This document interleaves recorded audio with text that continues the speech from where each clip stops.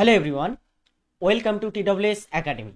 General awareness and জিকের নতুন পর্বে সকলকে স্বাগত জানাই। চলে আসলাম একটা গুরুত্বপূর্ণ ক্লাস নিয়ে, জেনারেল অ্যাওয়ারনেস এবং জিকের আমি যে তোমাদের পর্বটি করাচ্ছিলাম। 27 নম্বর পর্ব, ইম্পর্টেন্ট প্রশ্ন উত্তর থাকছে, তো অবশ্যই সকলে ক্লাসটি শেষ পর্যন্ত দেখবে এবং সকলে কিন্তু ক্লাসটিতে যারা যুক্ত হচ্ছে একটা করে লাইক করে দেবে। আচ্ছা, সমস্ত নোটিফিকেশন পেতে অবশ্যই চ্যানেলটিকে কিন্তু সাবস্ক্রাইব করে রাখতে হবে। আর আমাদের টেলিগ্রামে যুক্ত হতে হবে। সমস্ত ভিডিও সম্পর্কিত সমস্ত আপডেটস আমাদের প্রাথমিকভাবে পেতে গেলে টেলিগ্রাম চ্যানেল সেখানে যুক্ত হতে ভুলবে না। প্রথম প্রশ্ন স্ক্রিনে দেওয়া হচ্ছে, এটার উত্তর করো। আত্মসম্মান আন্দোলন সূচনা হয়েছিল কবে? আত্মসম্মান আন্দোলন বা সেলফ রেসপেক্ট মুভমেন্ট, তাই না? সেলফ রেসপেক্ট মুভমেন্ট বা আত্মসম্মান আন্দোলনটা সূচনা হয়েছিল কার দ্বারা? এখানে প্রথম প্রশ্নের উত্তর হবে সেলফ রেসপেক্ট মুভমেন্ট বা আত্মসম্মান আন্দোলন শুরু হয়েছিল রামস্বামী রামস্বামী নাইকার, ইনি নাইকার নামে পরিচিত। রামস্বামী নাইকার, এনার দ্বারা শুরু হয়েছিলেন সেলফ রেসপেক্ট মুভমেন্ট। এই মুভমেন্টটা কবে শুরু হয়েছিল যদি সময়কাল বলা হয়, তো এটা সূচনা হয়েছিল 1925 সালে, 1925 সালে। কোথায় হয়েছিল যদি স্থান বলা হয়, কোথায়, স্থানটা কি থেকেও প্রশ্ন দিয়ে থাকে, যেমন পরীক্ষায় প্রশ্ন আসে যে মোপলা বিদ্রোহ কোথায় হয়েছিল, তারপরে তোমার হচ্ছে আহ, আহ, যে আরেকটা কি বিদ্রোহ যেন, বিভিন্ন বিদ্রোহ, ভূদান আন্দোলন বিদ্রোহ, এইসব বিভিন্ন বিদ্রোহ কোথায় হয়েছিল প্রশ্ন দেয়, তো এটার স্থান বললে হবে তামিলনাড়ু, দক্ষিণ ভারতে।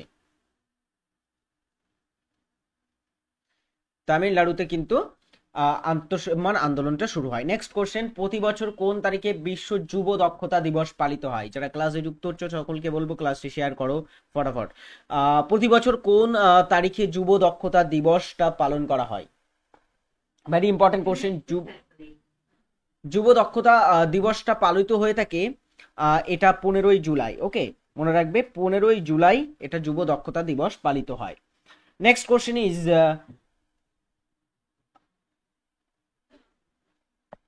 ভারত কোথায় অবস্থিত? ভারতের অবস্থানটা কোথায়?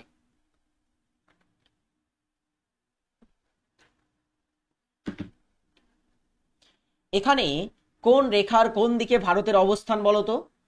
বলা হচ্ছে দ্রাঘিমার রেখার উত্তরে, মকর ক্রান্তি রেখার দক্ষিণে, নিরক্ষরেখার উত্তরে এবং নিরক্ষরেখার দক্ষিণে। পৃথিবীর মধ্যে ভারতের স্থানটা কোথায়? আমরা জানি এশিয়া মহাদেশে ভারতের স্থান, এরকম একটা স্থানে এশিয়া মহাদেশ অবস্থিত আছে। ধরো এখান দিয়ে দ্রাঘিমা রেখা গেছে, মূল মধ্য রেখা, এখান দিকে তোমার হচ্ছে আমাদের নিরক্ষরেখা 0 ডিগ্রি গেছে। সো নিরক্ষরেখা এবং দ্রাঘিমা রেখা এই দুটোর কোন দিকে ভারত অবস্থিত হচ্ছে? দ্রাঘিমা রেখার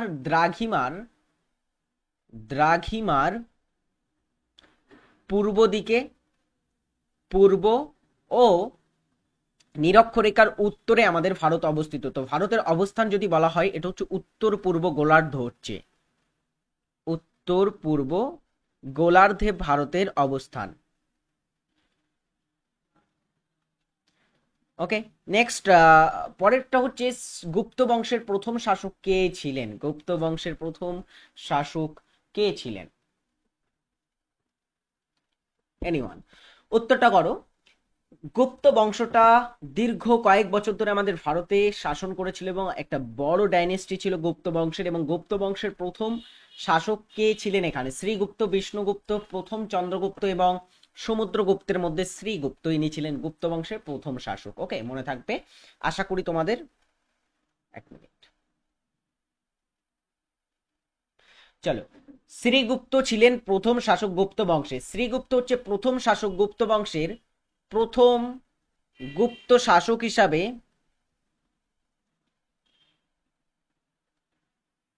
যিনি মহারাজ উপাধি নিয়েছিলেন,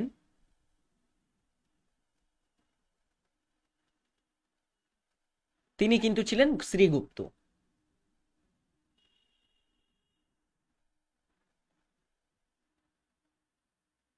ঠিক আছে, প্রথম মহারাজ উপাধি গ্রহণ করছিলেন শ্রীগুপ্ত। এবারে দেখো এখান থেকে আরো একটা প্রশ্ন আসে, গুপ্ত বংশের প্রকৃত প্রতিষ্ঠাতা কাকে বলা হয়? সেটা হচ্ছে প্রথম চন্দ্রগুপ্ত হচ্ছে প্রকৃত প্রতিষ্ঠাতা। এই বংশের প্রকৃত প্রতিষ্ঠাতা হচ্ছে প্রথম চন্দ্রগুপ্ত। কয়লা উৎপাদনে ভারত পৃথিবীতে কোন স্থান অধিকার করে? মোট কয়লা উৎপাদনের নিরিখে পৃথিবীতে ভারতের স্থান কত?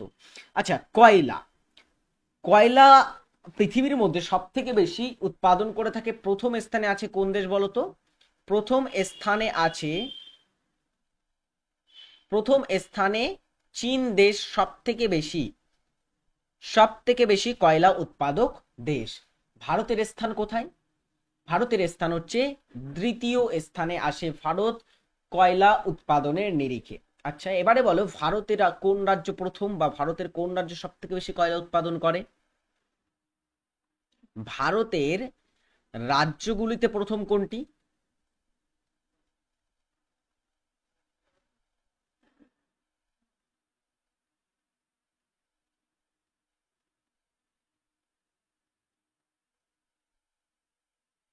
ভারতের প্রথম রাজ্য হচ্ছে ঝাড়খণ্ড রাজ্য, সব থেকে বেশি কয়লা উৎপাদন করে থাকে।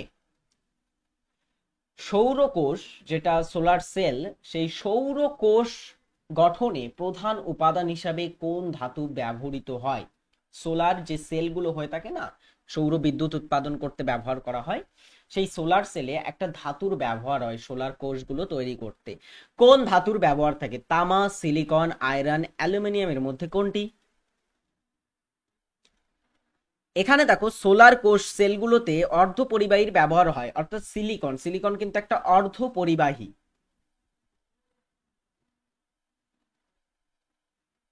অর্ধপরিবাহী এটার ব্যবহার আমরা দেখতে পাই। গুলামগিরি লিখেছেন কে? দয়ানন্দ সরস্বতী, জ্যোতিরাও ফুলে, শচীন্দ্রনাথ সান্যাল, বিনয় দামোদর সাভারকর। এর ভিতরে কে গুলামগিরি নামের এই গ্রন্থটি, এটা কিন্তু একটা বই বা গ্রন্থ, এই গ্রন্থটি লিখেছিলেন?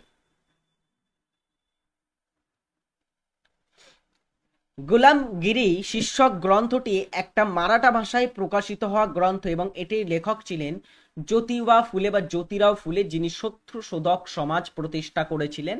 তিনি লিখেছিলেন গুলামগিরি গ্রন্থটি। ওএনজিসি কত সালে স্থাপিত হয়? একটা সংস্থা ওএনজিসি, যেটার পুরো কথা oil and natural gas corporation, এটা কবে প্রতিষ্ঠিত হয়েছিল?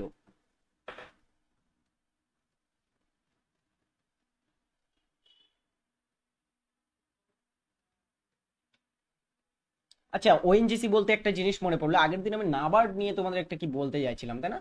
নাবার্ডটা আই থিঙ্ক ওখানে অ্যানিমেশন ভুল হয়ে গেছিল, কিংবা আমার দেখা হয়নি ভালো করে। ওটা 1982 হবে, কিন্তু পরে আমি বাড়ি মানে পরে ক্লাসটা দেখতে গিয়ে দেখলাম যে ওটা 88-তে আই থিঙ্ক ওটা অপশন হয়ে গেছিল। সো ওটা যারা ঠিক করেছিলে একদমই সকলে ঠিকই করেছো, 82-তে হবে নাবার্ড প্রতিষ্ঠা হয়েছিল। সো ওটা একটু কারেকশন করে নিও যারা আগের দিনের ক্লাসে দেখেছিলে। সো ওটা আমি একদমই পরে গিয়ে আমি ওটা মনে পড়লো, কিন্তু ক্লাসটা ততক্ষণে শেষ হয়ে গেছিল। চলো, ওএনজিসি কত সালে স্থাপিত হয়? স্থাপিত হয়েছিল এটা 1956, 1956 সালে ওএনজিসি স্থাপিত হয়েছিল। এবং ওএনজিসির সদর দপ্তরটাও একটু জেনে রাখো, এটা সদর দপ্তর হচ্ছে নতুন দিল্লিতে। হেডকোয়ার্টার নতুন দিল্লিতে অবস্থিত। আধুনিক গণতন্ত্রের জনক হলেন কি? আধুনিক গণতন্ত্রের জনক কাকে বলা হয় বলো তো? Thomas Hobbes, John Locke, Adam Smith, যা জ্যাক রুসো। যারা রাষ্ট্রবিজ্ঞান নিয়ে পড়াশোনা করে তারা এটার উত্তর একদমই ফটাকসে করে দেবে। এটার আধুনিক গণতন্ত্রের জনক, এখানে অনেকে অ্যাডাম স্মিথ করবে, এটা ভুল হবে কিন্তু। অ্যাডাম স্মিথ করলে, অ্যাডাম স্মিথ হচ্ছে অর্থনীতির জনক। আধুনিক আধুনিক অর্থনীতির জনক হচ্ছে কে? আধুনিক অর্থনীতির জনক হচ্ছে অ্যাডাম স্মিথ। ওকে। আর আধুনিক গণতন্ত্রের জনক হচ্ছে জন লক। ইনি একজন ব্রিটিশ দার্শনিক ছিলেন, ব্রিটিশ একজন দার্শনিক। তিনি কিন্তু আধুনিক গণতন্ত্রের জনক হিসাবে পরিচিত। নেক্সট কোশ্চেন, কনিষ্কের বিখ্যাত মস্তকহীন মূর্তি কোন শিল্পনীতির উদাহরণ? আচ্ছা, কনিষ্কের একটা বিখ্যাত মূর্তি আছে, মস্তকহীন মূর্তি। এটা আহ পাওয়া গেছিল মথুরাতে। মথুরা ছিল কনিষ্কের দ্বিতীয় রাজধানী, ঠিক আছে? কনিষ্কের প্রথম রাজধানী ছিল পুরুষপুর, যেটা বর্তমানে পেশোয়ার। আর দ্বিতীয় রাজধানী তার ছিল মথুরা। এই মথুরাতে তার এই মস্তকহীন শিল্প বা মস্তকহীন তার একটা মূর্তি পাওয়া গেছে। এই মূর্তিটি আইডেন্টিফাই করা হয়েছে যে এটা একটা কনিষ্কর মূর্তি ছিল। সো এখানে এই মূর্তিটি একটা বিশেষ ধরনের শিল্পনীতির দ্বারা এটা তৈরি করা হয়েছিল। গান্ধার, ইন্দো গ্রিক, মথুরা বা রোমান কোন শিল্পনীতির ব্যবহার এখানে করা হয়েছিল? অ্যান্সার হচ্ছে মথুরা শিল্পশৈলীর ব্যবহার করেই কিন্তু কনিষ্কের এই মূর্তিটি নির্মাণ করা হয়েছিল। নেক্সট, খুবই সহজ একটা হোমওয়ার্ক দেব। বাংলা পূর্বে কোন রাজ্যের অংশ ছিল? বাংলা বর্তমানে যে আমাদের এই বাংলা অঞ্চলটা, এটা কোন রাজ্যের অংশ ছিল? এখানে বিভিন্ন অপশন দেওয়া আছে, তোমরা বিবেচনা করে একটু উত্তর করবে, তোমরা সঠিক উত্তর করবে আশা করি সকলে। যারা ক্লাসটি প্রতিদিন দেখো তাদেরকে আরো একবার সকলের কাছে রিকোয়েস্ট করবো, ক্লাসটি একটু বেশি করে শেয়ার করো, অ্যাটলিস্ট শেয়ার করো ক্লাসটি, আর তো কিছু করতে হচ্ছে না, শেয়ারটা করে দেবে, এতে তো কোনো অসুবিধা হয় না। চলো নেক্সট কোশ্চেন, আমাদের ক্লাস দিতে তাহলে কিন্তু ভালো লাগে। নেক্সট, কোনটি নীল প্রস্তুতিতে ব্যবহার করা হয়? নীল, নীল বলতে কিসের নীল বোঝানো হচ্ছে? যেগুলো ওই যে জামা কাপড় বিভিন্ন মানে হলদেটে হয়ে গেলে নীলের ব্যবহার করা হয় না, ওই যে নীল, এই নীলটা প্রস্তুত করতে কিসের ব্যবহার করা হয়? অ্যান্সার হচ্ছে ন্যাপথলিনের ব্যবহার করা হয় নীল প্রস্তুতিতে। ঠিক আছে, ন্যাপথলিনের ব্যবহার বিভিন্ন স্থানে দেখা যায়। জামা কাপড় সুগন্ধি করতে ন্যাপথলিনের ব্যবহার হয়, তোমরা নিশ্চয়ই জানো। আর এটা উবে যায় আবার। তাছাড়া ন্যাপথলিনের ব্যবহার আমরা দেখেছি কীটনাশক শিল্পে প্রচুর ব্যবহার করা হয়। কীটনাশক, রং, যে রঞ্জক বা রং তৈরি করতে ন্যাপথলিনের কিন্তু ব্যবহার করা হয়ে থাকে। আচ্ছা, সাইমন কমিশনের সদস্য সংখ্যা ছিল কতগুলি? সাইমন কমিশনটা কবে গঠন হয়েছিল বলতো? এই কমিশনের অপর একটা নাম হচ্ছে সেডিশন কমিশন। সেডিশন কমিশন নামেও এটা পরিচিত। ওকে, সেডিশন কমিশন বা সাইমন কমিশন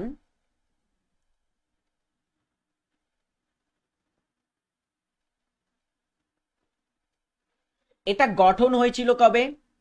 সাইমন কমিশন গঠন হয়েছিল 1917 সালে গঠন হয়েছিল সাইমন কমিশন। এটার কাজ কি ছিল? এটার কাজ ছিল তোমার, ও I think, sorry, Simon commission 1917, Rowlatt commission ছিল। সরি, সিডিশন কমিশনটাও রাওলাট কমিশনের অপর নাম। আই তাই বলি, এখানে একটা ভুল হচ্ছে। যাই হোক, সাইমন কমিশন, তাই না?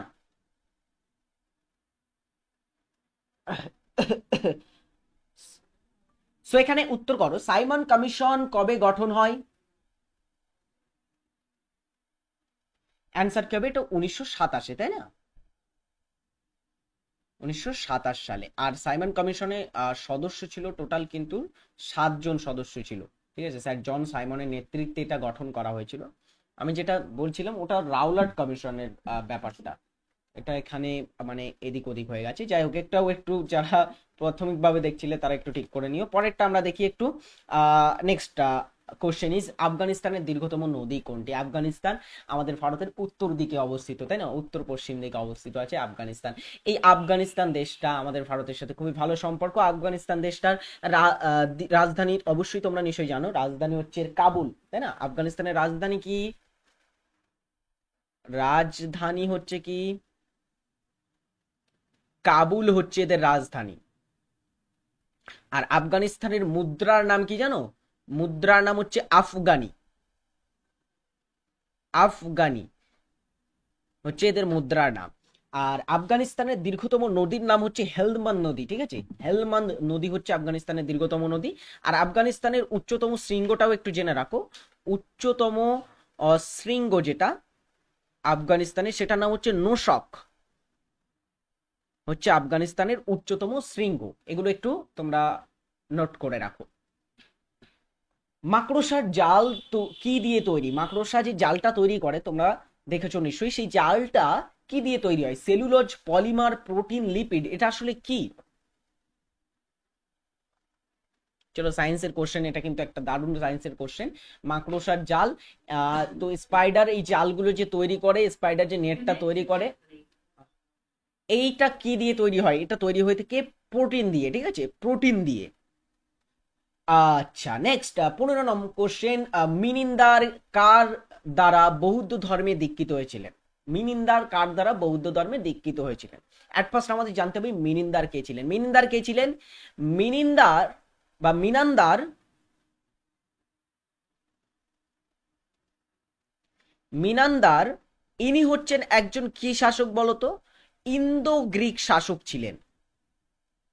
ইন্দো গ্রিক শাসক ছিলেন আমাদের ভারতের সবচেয়ে প্রসিদ্ধ ইন্দো গ্রিক শাসক যিনি ছিলেন তিনি হচ্ছেন মিনান্দার। এই মিনান্দার তার রাজধানী ছিল, মিনান্দারের রাজধানী ছিল সকল, ছিল মিনান্দারের রাজধানী। এবং মিনান্দার তিনি পরবর্তীতে বৌদ্ধ ধর্মে দীক্ষিত হয়েছিলেন কার দ্বারা? নাগসেন নামক একজন বৌদ্ধ ভিক্ষু বা একজন বৌদ্ধ পণ্ডিত, তার দ্বারা কিন্তু তিনি বৌদ্ধ ধর্মে দীক্ষিত হন। আচ্ছা, এই মিনান্দার এবং নাগসেন এদের এদের মধ্যে একটা কথোপকথনের একটা দ্বারা, তাদের মধ্যে যে কথোপকথন হয়েছিল তা সে নিয়ে একটা বই পরবর্তীতে প্রকাশ হয় বা একটা বই লেখা হয়েছিল যেটার নাম হচ্ছে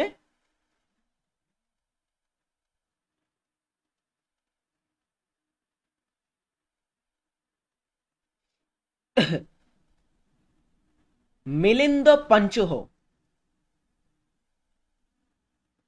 মিলিন্দ পঞ্চ, এই গ্রন্থটি হচ্ছে নাগসেন এবং মিনিন্দারার মধ্যে কথোপকথনের দ্বারা একটা কিন্তু প্রকাশিত গ্রন্থ, এটা মনে রাখবে। নেক্সট, আজকে তোমাদের একটু বলে রাখি আরো একবার, আমাদের TWS একাডেমিতে এই সমস্ত ব্যাচে ক্লাস চলছে, দুর্দান্ত ক্লাস হচ্ছে। তোমরা যদি আমাদের কাছ থেকে সেরা চাকরির প্রিপারেশন নিতে চাও তাহলে কিন্তু আমাদের এখানে যুক্ত হয়ে যাবে। যুক্ত হলে তোমরা দুর্দান্ত ক্লাস করতে পারবে ব্যাচের মাধ্যমে, বিভিন্ন এক্সট্রা ফিচার্স এর মাধ্যমে, একদমই রুটিন অনুযায়ী তোমাকে যে সময় ক্লাস দেওয়ার কথা তখনই কিন্তু ক্লাস দেওয়া হয়। সমস্ত যতগুলো তোমাদের সাথে প্রমিস করা হয় সবগুলো কিন্তু ফুলফিল করা হয় ক্লাসের মধ্যে। ওকে, সো অবশ্যই সকলে যুক্ত হবে এবং সমস্ত কোশ্চেন উত্তর তোমাদের স্যারেরা প্রচুর মেহনতের সঙ্গে কিন্তু সেখানে ক্লাস করাচ্ছেন ব্যাচের মধ্যে। তো সময় থাকতেই আজই যুক্ত হয়ে যাও TWS একাডেমিতে। সেরা চাকরির প্রস্তুতি কিন্তু TWS একাডেমি দিয়ে আসছে বিগত কয়েক বছর ধরে, সেটা মাথায় রেখো তোমরা। পরের প্রশ্নতে আমরা আসবো, ডেসক্রিপশনে লিঙ্ক দেওয়া রইলো, ততক্ষণে তোমরা ক্লাসটা শেষে যারা ডাউনলোড করনি অবশ্যই কিন্তু ডাউনলোড করবে এই আমাদের TWS একাডেমি অ্যাপটিকে। নেক্সট প্রশ্ন, কোন হ্রদ গোদাবরী ও কৃষ্ণার বদ্বীপের মধ্যে অবস্থিত? আচ্ছা, গোদাবরী ও কৃষ্ণা দক্ষিণ ভারতের দুটি নদী, দুটো নদী পূর্ব বাহিনী নদী, দুটো নদী কোন দিকে গেছে? বঙ্গোপসাগরে পতিত হয়েছে।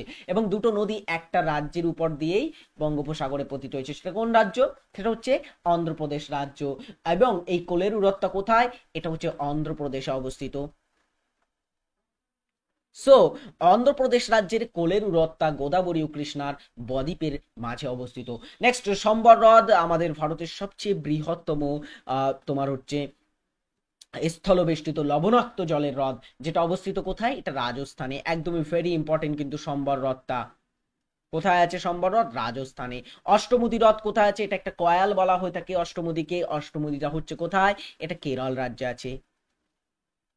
আর চিল্কা আমাদের ভারতের সবচেয়ে বড় লেগুন বা উপহ্রদ, তাই তো? উপহ্রদ গুলোকে কি বলা হয়? লেগুন বলা হয়। সেই লেগুন বা উপহ্রদ আমাদের ভারতের সবচেয়ে বৃহত্তম কোনটি? সেটা হচ্ছে চিল্কা। কোথায় আছে এটা? এটা হচ্ছে ওড়িশা রাজ্যে আছে। একদমই দুর্দান্ত কিন্তু এরকম প্রশ্ন উত্তর করা হবে সকলে যদি তোমরা প্রতিদিন ক্লাসগুলো মনোযোগ দিয়ে দেখো। পরেরটা, কোন রাজ্যে প্রধানমন্ত্রী মোদী সম্প্রতি ভারতের দীর্ঘতম শহুরে টার্নেল প্রকল্পের ভিত্তি স্থাপন করলো? সম্প্রতি একটা রাজ্যে দীর্ঘতম টার্নেল হাইওয়ে প্রজেক্ট বা তোমার হচ্ছে দীর্ঘতম একটা টার্নেল, মানে শহরের মধ্যে টার্নেল প্রকল্প তৈরি মানে ভিত্তি স্থাপন করলেন প্রধানমন্ত্রী আমাদের নরেন্দ্র মোদী তিনি। তো এখানে কোন শহর সেটা বা কোন রাজ্যে সেটা? এটা হচ্ছে মহারাষ্ট্র রাজ্যে। শহরটা হচ্ছে মুম্বাই শহর, ভারতের আর্থিক রাজধানী, ভারতের হলিউড। নেক্সট, কে আদি গ্রন্থ বা গুরু গ্রন্থ সাহেব সংকলন করেন? গুরু গ্রন্থ সাহেব বা আদি গ্রন্থ এটা হচ্ছে শিখ ধর্ম অবলম্বীদের তোমার হচ্ছে পবিত্র গ্রন্থ। যেমন যেমন আমাদের তোমার হচ্ছে ইসলাম ধর্মে আছে কোরআন, তারপরে খ্রিস্ট ধর্মে বাইবেল, তারপরে আমরা যদি দেখি হিন্দু ধর্মে সেখানে বিভিন্ন উপন্যাসের মধ্যে বেদ, তারপরে পুরাণ, বিভিন্ন পবিত্র ধর্মগ্রন্থ আমরা পেয়ে থাকি। সো এখানে আদি গ্রন্থ বা গুরু গ্রন্থ সাহেব এটা সংকলন করেন কে?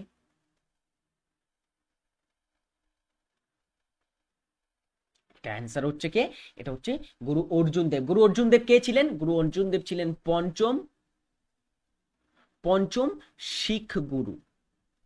ঠিক আছে, পঞ্চম শিখ গুরু ছিলেন গুরু অর্জুন দেব। আচ্ছা, গুরু অর্জুন দেব সম্পর্কে আরো একটা ছোট্ট তথ্য জেনে রাখো। গুরু অর্জুন দেব হচ্ছেন প্রথম শহীদ গুরু। গুরুদের মধ্যে প্রথম শহীদ গুরু কে ছিলেন? তাকে কিন্তু শহীদ করা হয়েছিল। কার দ্বারা করা হয়েছিল? জাহাঙ্গীর, মুঘল সম্রাট জাহাঙ্গীর। জাহাঙ্গীর তাকে তাকে হত্যা করে।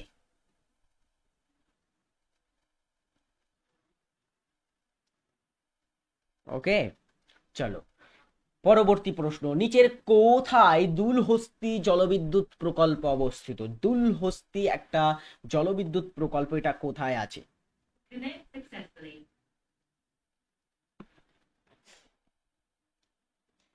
দুলহস্তি জলবিদ্যুৎ প্রকল্পটি কোথায়?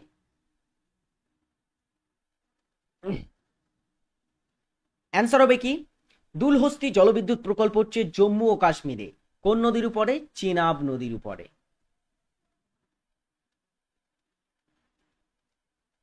চেনাব নদীর উপরে এটা অবস্থিত। Bhopal gas tragedy, Bhopal gas দুর্ঘটনা কবে ঘটেছিল? ভোপাল গ্যাস ট্র্যাজেডিটা কবে ঘটে? ভোপাল কোথায়? ভোপাল হচ্ছে মধ্যপ্রদেশে। মধ্যপ্রদেশে, এই মধ্যপ্রদেশ রাজ্যে একটা কিন্তু ভয়াবহ দুর্ঘটনা ঘটেছিল 1984 সালে। এখানে একটা কোম্পানি ছিল, একটা ব্যাটারি মেকিং কোম্পানি ছিল, বা যেগুলো পাওয়ার সেল হয়ে থাকে ব্যাটারি, সেটার কোম্পানিটার নাম হচ্ছে union carbide, union carbide India limited, UCIL, union carbide India limited. এই কোম্পানিটার তোমার হচ্ছে যে কারখানা ছিল, সেখান থেকে কিন্তু একটা গ্যাস, খুবই ক্ষতিকারক গ্যাস, যেটার নাম হচ্ছে MIC, বা এটার পুরো কথা হচ্ছে মিথাইল আইসোসায়ানেট, মিথাইল আইসোসায়ানেট বা MIC। এই গ্যাসটা নির্গত হওয়ার কারণে ভোপাল কিন্তু একদমই সেখানে একটা ট্র্যাজেডি দেখা যায়, প্রচুর মানুষ মারা গিয়েছিল এটার কারণে। আচ্ছা, কোথায় তৃতীয় কংগ্রেসে জাতীয় কংগ্রেসের চতুর্থ অধিবেশন বসেছিল? চলো এক এক করে অধিবেশনগুলো দেখে নেওয়া যাক।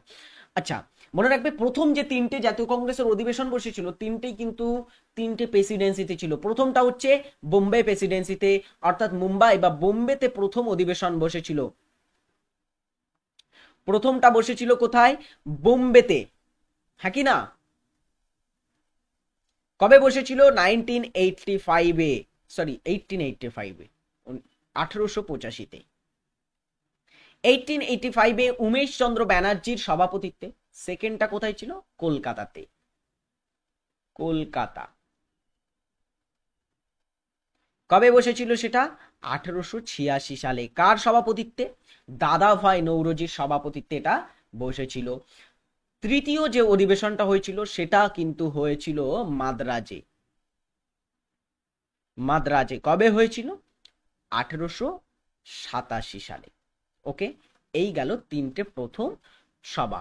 এবারে দেখো চতুর্থ সভা কোথায় হয়েছিল? চতুর্থ সভা এলাহাবাদ, এলাহাবাদ। এটা কিন্তু বর্তমানে প্রয়াগরাজ হয়ে গেছে, এটা তোমরা তো নিশ্চয়ই জানো। 1888-তে এলাহাবাদের নাম পরিবর্তন করে প্রয়াগরাজ রাখা হয়েছে। সো এই চারটে অধিবেশন। এবারে দেখো এই অধিবেশনগুলো একটু সভাপতি বলে দিই। ইউসি ব্যানার্জি, ঠিক আছে। তারপরে হচ্ছে কলকাতাতে দাদাভাই, দাদাভাই নৌরোজি, এবং মাদ্রাজে যে অধিবেশনটা হয়েছিল এটা খুবই ইন্টারেস্টিং, কারণ এই অধিবেশনটা, এখানে সঠিক উত্তর হবে অপশন সি অ্যাকচুয়ালি প্রশ্নটার। মাদ্রাজটা দেখো, মাদ্রাজে অধিবেশনটা খুবই গুরুত্বপূর্ণ, কারণ এই অধিবেশনে প্রথম, মানে জাতীয় কংগ্রেসের প্রথম মুসলিম সভাপতি যিনি ছিলেন বদরুদ্দিন উদ্দিন তৈয়বজি, তিনি সভাপতিত্ব করেছিলেন। ঠিক আছে, বদরুদ্দিন তৈয়বজি। আর চতুর্থ সভাটাও গুরুত্বপূর্ণ, কারণ এই সভাতে কিন্তু প্রথম প্রথম তোমার হচ্ছে যে ইংরেজ সভাপতি, যেটা যার নাম হচ্ছে জেমস উইল, জর্জ উইল, তিনি সভাপতিত্ব করেছিলেন 1888-তে। আন্তর্জাতিক ফুটবল থেকে অবসর ঘোষণা করেছেন সম্প্রতি কোন দেশের টমাস মুলার? টমাস মুলার কোন দেশের একজন খেলোয়াড়? টমাস মুলার একজন বিশ্বকাপ জয়ী ফুটবল খেলোয়াড়। সো টমাস মুলার তিনি কোন দেশ থেকে, কোন দেশের হয়ে ফুটবল খেলতেন? তিনি সম্প্রতি যেহেতু অবসর নিয়েছেন, তিনি হচ্ছেন একজন জার্মান ফুটবলার। 2014 সালে ব্রাজিলে যে বিশ্বকাপটা আয়োজিত হয়েছিল সেই বিশ্বকাপে তিনি কিন্তু সদস্য ছিলেন এবং জয়লাভ করেছিলেন। নেক্সট, সর্বশক্তি বহনকারী বিকিরণ কোনটি? অতিবেগুনি রশ্মি, গামা রশ্মি, এক্স রশ্মি, আইআর রশ্মি, এর ভিতরে কোনটি সবচেয়ে শক্তিশালী বিকিরণ বহনকারী রশ্মি? অ্যান্সার হচ্ছে গামা রশ্মি সবচেয়ে শক্তিশালী বিকিরণ বহনকারী রশ্মি। এবং গামা রশ্মি সম্পর্কে আরো একটা ছোট্ট তথ্য হচ্ছে, গামা রশ্মিটা তোমার ক্ষুদ্রতম রশ্মি। ক্ষুদ্রতম তরঙ্গ দৈর্ঘ্যর রশ্মি কোনটি?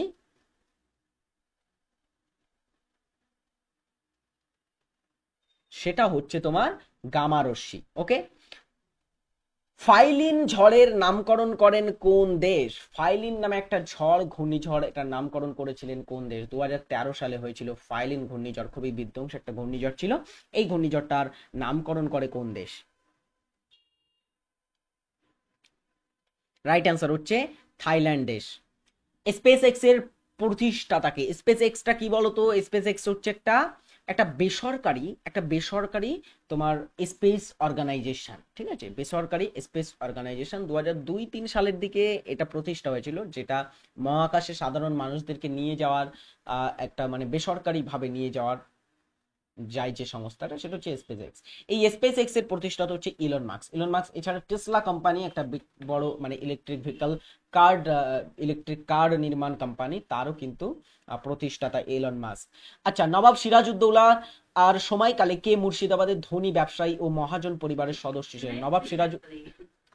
নবাব সিরাজউদ্দৌলা যখন তিনি বাংলার নবাব ছিলেন, তখন বাংলার মুর্শিদাবাদে একজন ধনী ব্যবসায়ী ও মহাজন পরিবারের সদস্য ছিলেন। তিনি কে?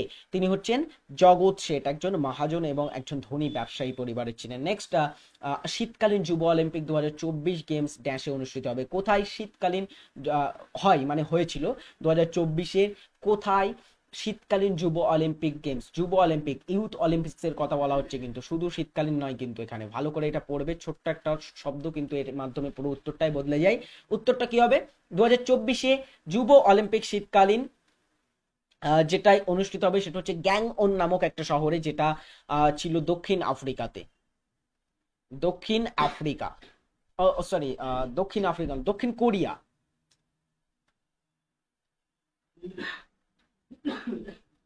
দক্ষিণ কোরিয়াতে হচ্ছে তোমার এটা অবস্থিত, ক্যাঙ্গন। ভারতের বৃহত্তম বহুমুখী নদী পরিকল্পনা কোনটি? ভারতের বৃহত্তম নদী পরিকল্পনা কোনটি বহুমুখী? এটা হচ্ছে তোমার ভাকরানাঙ্গাল, তাই না? কোথায় আছে এটা? ভাকরানাঙ্গাল শতদ্রু নদীর উপরে, শতদ্রু নদীর উপরে। এবং রাজ্য যদি বলা হয়, এটা পাঞ্জাব হিমাচল, দুটো রাজ্য, পাঞ্জাব হিমাচল রাজ্যে এটা অবস্থিত। ওকে, ফকরানাঙ্গল ড্যাম প্রকল্প। ওকে, নেক্সট, প্রথম মহাকাশচারী ইউরি গ্যাগারিন কোন দেশের অধিবাসী ছিলেন? আচ্ছা, ইউরি গ্যাগারিন তোমরা নিশ্চয়ই জানো, ইনি প্রথম পৃথিবী থেকে প্রথম যিনি মহাকাশ ক্যাপ্টেন ছিলেন, ইনি একজন অ্যাকচুয়ালি ক্যাপ্টেন ইউরি গ্যাগারিন। তিনি একজন মহাকাশচারী ছিলেন, প্রথম মহাকাশচারী। সো এই ইউরি গ্যাগারিন তিনি 1961 সালে 1961-এ প্রথম তিনি মানুষ হিসাবে বা প্রথম কোনো হিউম্যান হিসাবে মহাকাশে গেছিলেন ইউরি গ্যাগারিন। ওই Yuri Gagarin, captain Yuri Gagarin, তিনি কোন দেশে ছিলেন? তিনি হচ্ছে সোভিয়েত রাশিয়া। এখানে রাশিয়া আছে অপশানে, তো এটাই উত্তর হবে, সোভিয়েত রাশিয়া বা রাশিয়া। ওকে, আচ্ছা, ইনি যে যানে করে গেছিলেন এটা একটু জেনে রাখে, ভস্টক। ভস্টক যানে করে তিনি গেছিলেন মহাকাশে।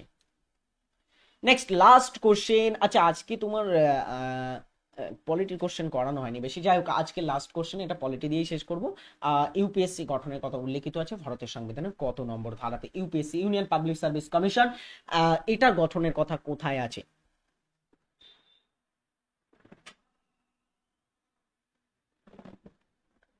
ইউপিএসসি গঠনের কথা উল্লেখিত আছে 315 ধারাতে। শুধু ইউপিএসসি নয়, এসপিএসসিরও কিন্তু তোমার কথা এখানেই আছে, 315 গঠনের কথা। চলো, আজকের ক্লাসটি এখানেই শেষ। অ্যাট দ্য এন্ড 30টি প্রশ্ন, গুরুত্বপূর্ণ প্রশ্ন নিয়ে আলোচনা হলো। সকলে ক্লাসটি যারা শেষ পর্যন্ত দেখলে, সকলে আশা করবো ক্লাসটিতে অনেক নতুন প্রশ্ন এবং গুরুত্বপূর্ণ প্রশ্ন কিন্তু আজকে তোমরা প্র্যাকটিস করলে। এই প্রশ্নগুলো কিন্তু খুবই খুবই গুরুত্বপূর্ণ প্রশ্ন। সকলে মনোযোগ দিয়ে ক্লাস গুলো প্রতিদিন দেখতে থাকো, আশা করবো তোমরা এখান থেকে অনেক উপকার পাবে। ওকে, সো সমস্ত চাকরির সেরা প্রস্তুতির জন্য অবভিয়াসলি আমাদের টিডব্লিউএস একাডেমি এবং the way of solution channel দুটিকে সাবস্ক্রাইব করার পর সোশ্যাল মিডিয়াতে ফলো না করলে অবশ্যই আমাদেরকে সোশ্যাল মিডিয়াতে ফলো করতে ভুলবে না। আর আমাদের সমস্ত ভিডিওর নোটিফিকেশন পেতে টেলিগ্রামে যুক্ত হতে কিন্তু ভুলবে না। ওকে, চলো শেষ করলাম আজকের ক্লাস। ভালো থাকবে সকলে, টাটা।